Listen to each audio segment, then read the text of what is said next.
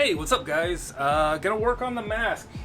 In the last video, you saw that I'd primered it, and I was talking about how I gotta go through and touch up one little spot with some putty and some primer. Well, I did that, and we are fully primered. We are fully repaired as much as I'm gonna bother to do. There's still little pinholes around, but not enough that I'm concerned anymore. One thing I did do, just like literally minutes ago, is I made a stand to hold the mask. It just sits on like so and rests back like that. Boom, really cool. I did that, well, partially for display. I don't know if this is going to be my final display stand, but I needed a way to prop it up so it wouldn't rub while I'm painting it. Like if I set it down on something, you know, I don't like setting it down face down and then it damaging the nose or anything like that, like messing up the paint. So I wanted a way to have it setting upward without it getting all banged up and crappy looking. That being said, I have been collecting reference photos of the prop for a long time now, actually, and I've actually really lucked out recently because the one of the screen use masks, I don't know how many they made, but one of them has come up for auction in a couple times now. I don't know if it's the same one or if it's a different one, but I have, I think from Heritage Auctions, I think is one of them, and the other one was Prop Store. They both had a mask that was supposedly screen used, and so they always post these really good high resolution photos, and I grabbed them all, every single one of them. So there's a couple that are really good, but there's one in particular that shows some details about the paint that I really like and that I had a hunch about. And so let me show you guys this photo in particular and talk about the paint. The basis of what I'm talking about here is that there's a base coat that is brown underneath. I know the mask is green, but like I think one of the reasons why it has so much depth on screen is because they basically dry brushed different colors over the top of a darker color, and so you get those darker recesses that didn't get that lighter color on them, and so it creates those deeper shadows. It's kind of one of the tricks they do to prop makers do to make it look a certain way on screen. And that's another thing I want to bring up is I don't love the way that the actual prop looks like in reality. I love the way it looks on screen. In reality, the paint it's a little heavy-handed, it's a little plasticky because it's got a gloss or semi-gloss sheen to it. I don't want gloss or semi-gloss, at least not on the parts that are like wood-looking. I do plan to do like the bridge nose to have a tiniest little bit of a sheen to it, just because I think that'll give it a little bit of a simulation of metal if it's like a semi-gloss, at least on parts of it. You know, like it'll be weathered, but so it'll be a combination of flat and semi-gloss. But yeah, like that's the thing is like, you know, it's not knocking the prop builders or the painters or whatever. It's they do things so that the prop looks a certain way on screen. You know, like they have to deal with lighting and color grading and lenses and filters and special effects, and the prop has to have certain features shine through all of that, and a lot of times all those things diminish those certain features, so they kind of wind up painting the prop to be a little characterized, little, you know, ridiculous looking in reality, just so it shines through all that stuff and looks correct on screen. My thing is I want what it looks like on screen. What my eyes and my brain tell me that looks like on screen is what I want. I want movie magic on my shelf. I can do some lighting, but I can't do the filters and special effects and lenses and all that stuff. But I can paint, and I can do lighting. So I can paint this up to look like what my brain saw, and I get the movie magic on my shelf appearance, which is all I really want. Sometimes like uber accuracy is great. I feel like for this prop, it doesn't matter. As long as it resembles what I saw on screen, then it's going to be amazing.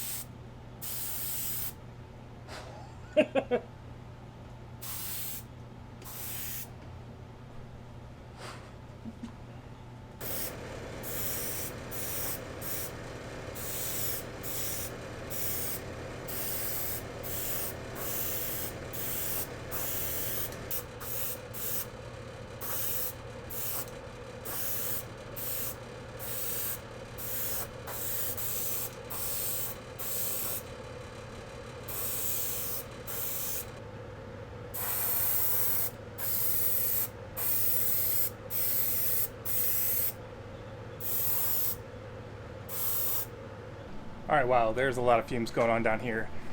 This time you could actually see me use the airbrush and it actually work, unlike me forgetting to press record after I repaired the airbrush. But you can actually see it now. You could see in that last clip where I'm just like blasting out all kinds of paint, whereas the before I fixed it, it was just like little splatters occasionally, and it was just taking forever. I decided to go with that darker color. It's Weathered Black by ArchiveX, because I'm going to be putting lighter colors over the top, and I want the darker stuff to kind of shine through in the crevices. And I have multiple other browns. I got Vintage Brown Bess, I got Roof Brown, I've got... I mean, I got a whole thing full of stuff down here, different greens, tons of paints. Tons of blacks, tons of greens, tons of browns. Well, not tons of browns. I got like 4 or 5 browns, but more than enough. I did not do the bridge because I'm going to do the bridge with a different color. I'm going to use this, wherever it is. Is it Roof Brown? Yeah, Roof Brown. So it's a little bit more, it's lighter and it's a little bit more reddish in color. I don't know if that's even going to pick up correctly. But going to use that for the base for the bridge of the nose and the nose itself. So, but I wanted to get the darker stuff down first and let it dry and cure up. Right now I can't even like put it on the stand because the inside is still wet, and if I lean it on this, the paint will stick to it and then pull off. So just going to wait overnight, going to let my fan run. And I'm going to go upstairs because I'm getting high off the fumes right now.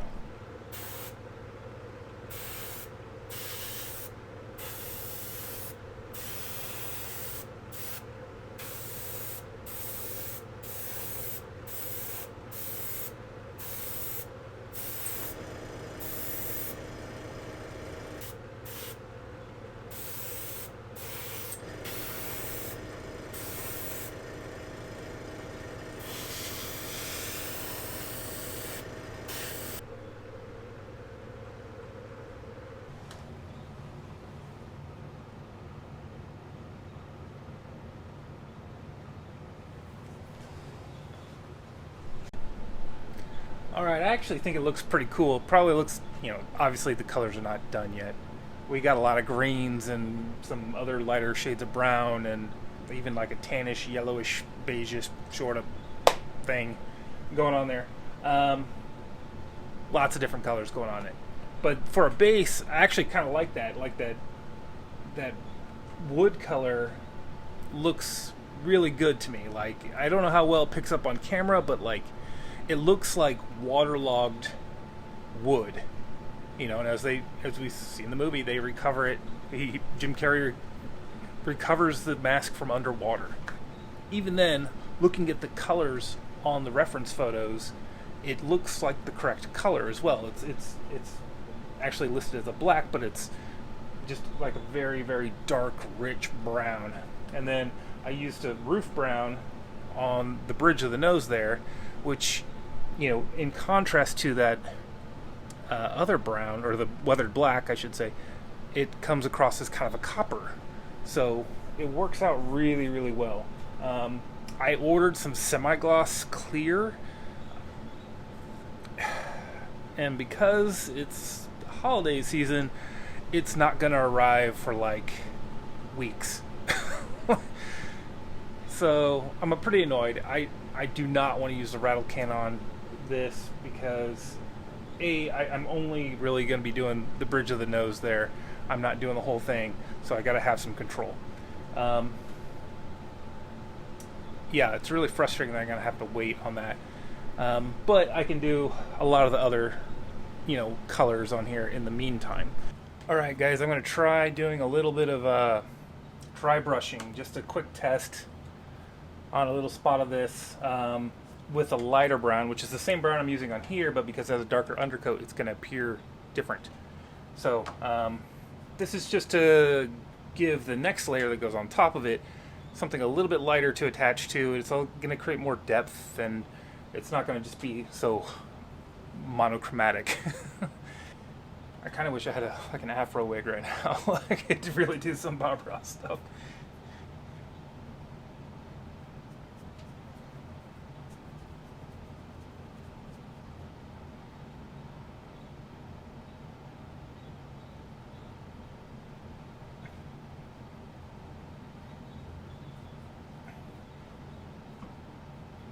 Alright guys, I might have messed up here. Not a big deal. Easily correctable. I shouldn't have done the dark coat first. The short thing is, undercoat matters. You've probably heard me say it before if you watch my videos. Undercoat matters.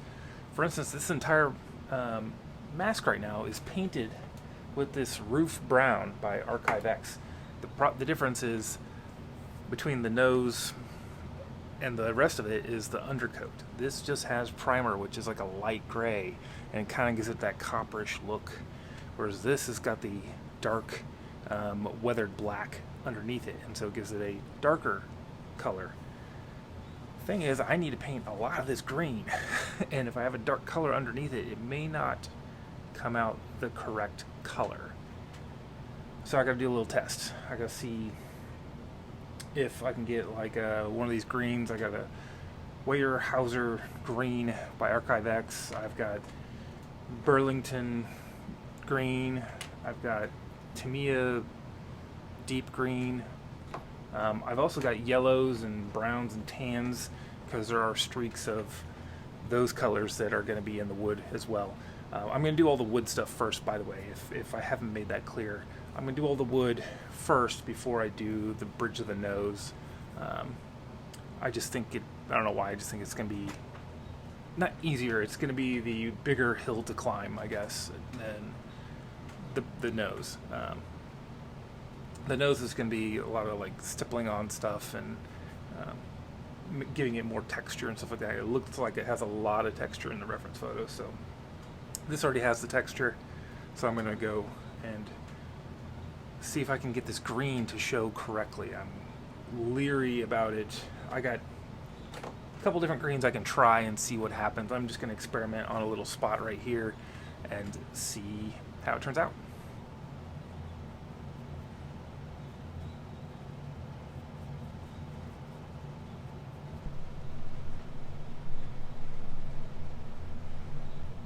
I'm actually pretty happy with that.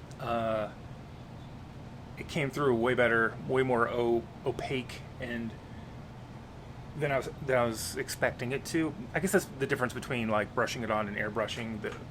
It is dark, but it's not unreasonably dark, and I have lighter shades of green I can always put on.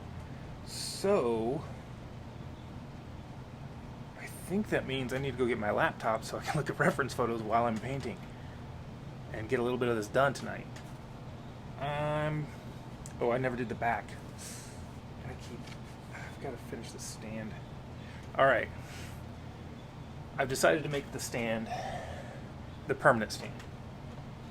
I've kind of gone through and knocked off a lot of the edges, to make them not so sharp. I need to seal it and paint it, and then I'm going to apply this adhesive backed felt so it doesn't scratch this up anymore. It keeps getting little nicks. If you can see where it rubs, just a tiniest little bit, and there's some down here on the chin, right there where it sits on that base and holds it up. So I need to do the the roof brown on the inside of the mask, because it's still the darker brown compared to the outside. So I need to get its second coat done.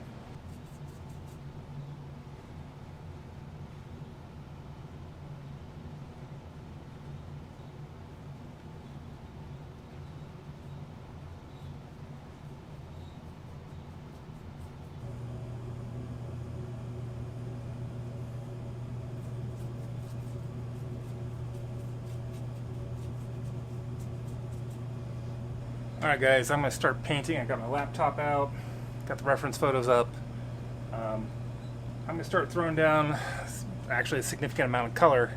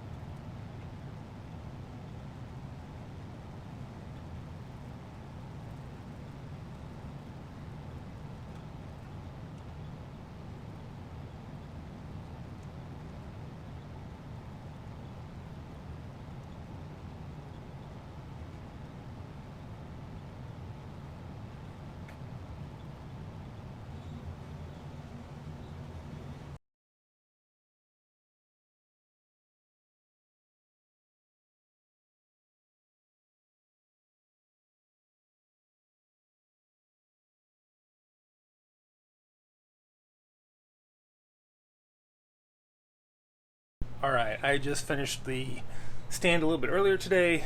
I spray painted it and satin black. I added felt onto like the corners where it's going to be making contact with the mask. I've already had a problem with it scratching at the wood, scratching up the paint on the mask on the back side and having to redo it a couple times. So I think the felt is necessary, but it's not something you're even going to see. It'll be hidden behind the mask when I get it done. On that, I'm really kind of hating the way the painting is turning out. I was hoping I could dry brush it, and I know I got to do a lot more different colors and layers and stuff like that. It always freaks me out when I first start painting because it just looks weird, and this is no exception. It just looks weird. I know I've got to add lots and lots more paint, lots more colors and blending, and it just looks bad. It looks really terrible. I'm hoping it turns out. I think it will. I think it's just a matter of me just building up that paint and getting it to look right. I may not be using the exact right colors and stuff like that, and I'm using what I have without buying more paint. I know I can mix paints and colors, get different shades and stuff like that, but not too worried about it. And the thing is, I can always repaint it. It's been repaired. I can always just, primer it over and start over if I wanted. Hoping I won't need to do that. I don't think I will, but yeah. So let's take a look at the mask on the stand, because that's where I think well, not the mask, but it on the stand. Like the presentation I think works well. Even though it's a very simple stand, I think it's good. It's simple. It's subtle, and you won't pay much attention to it, which is exactly what I want.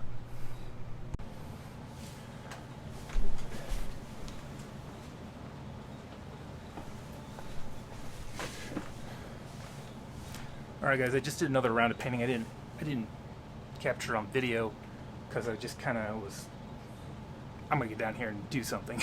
You know, like, I didn't want the camera in the way. It's always hard to film when I'm airbrushing because I don't want to get paint on my phone, which is what I used to record. But what I used was this gray-green Archive X. I don't know if it'll focus. Anyway, 1975 something gray-green. I can't read it because paint went right over the first couple letters there. But it looks way better. And there it is on the stand. I still have a lot more work to go. This kind of just toned everything down and kind of blended some colors and streaking together. It really, really improved it. And I applied this with the airbrush. I didn't do dry brushing. I did the back as well with it. The back is not going to be as detailed or anything like that. I'm going to go through with different colors and, you know, kind of bring out highlights and stuff like that with that. And I'm going to do more dry brushing of certain colors, and then probably pass over to another time with different colors like mist coats to kind of blend things and mute things a little bit. Yeah, but I'm really happy with the way it turned out. I still got to do the bridge of the nose. I haven't even I haven't even like addressed that other than the base coat, so don't worry about that. It's coming along though. I'm pretty happy with that last pass of paint. It really, really made a big improvement. So.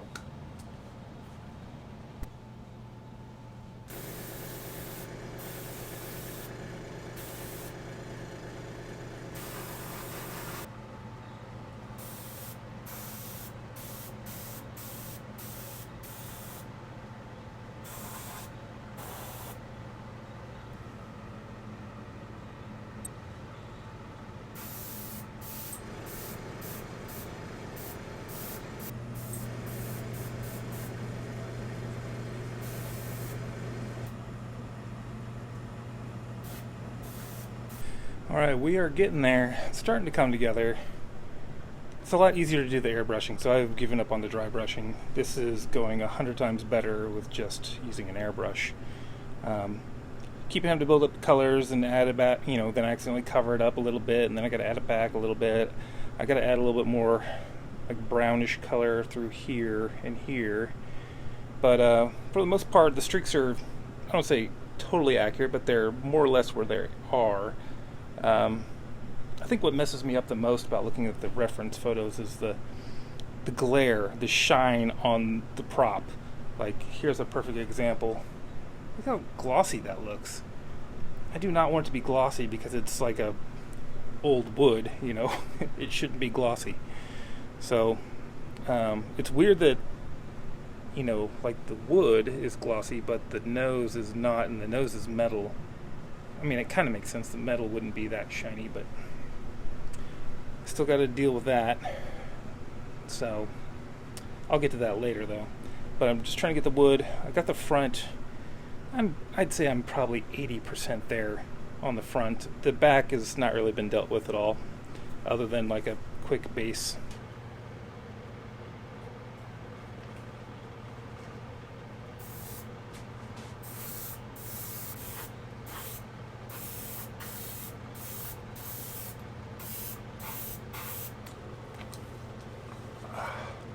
Alright, I'm calling the backside done.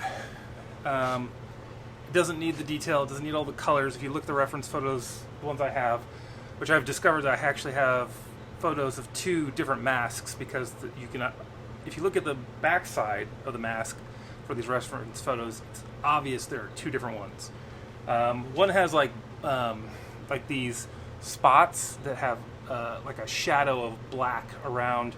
I don't know what that was about, but there was definitely something there, and they sprayed some black paint, and it made like this shadow area, a couple spots right there around the mouth. I did not want to replicate that. I thought that was kind of goofy and then the other one just had simple green and brown kind of streaks, and so I tried to come a little close to roughly what it looked like, and I don't know how well that's going to pick up if I can get the light on it, but I think it's decent enough. Like it's very hard for this to be 100% accurate in the coloring, but I feel like I'm getting 90% there on the front side. I still got to do this nose bridge. It's a little scary, and I'm also still waiting on one thing for it. The one thing I'm waiting for is a semi-gloss clear that I found made by Mr. Hobbie, which is the brand of thinner that I like to use. I found one. It has, I think I mentioned it before, I ordered it, and it's like a month and a half out from being shipped, or at least maybe it's coming from China or Japan or something. Anyways, it's taking forever to get here. It might get here next week. It might get here sometime in the middle of January. I don't know. And by next week, like, that'll be the middle of December. So it has something like a December 14th to January 5th or something like that for delivery time. I do gotta say, I really love the way the wood turned out on the front. The coloration turned out great. Exactly what I was hoping for. I might actually get a flat clear I should do that, to put on the front. That I think will deepen the colors just a little bit. I thought about doing the semi-gloss because the real prop is kind of glossy, and I could do a semi-gloss, and that would be kind of an in-between. But I'm like, no, it's supposed to be made out of wood, and it's supposed to be old. Old wood is not shiny, especially if it was made back in the time of like Vikings and whatnot. So like, here's a piece of wood that's new, and it is not shiny, and it has not been dealt with, in any way of finishing.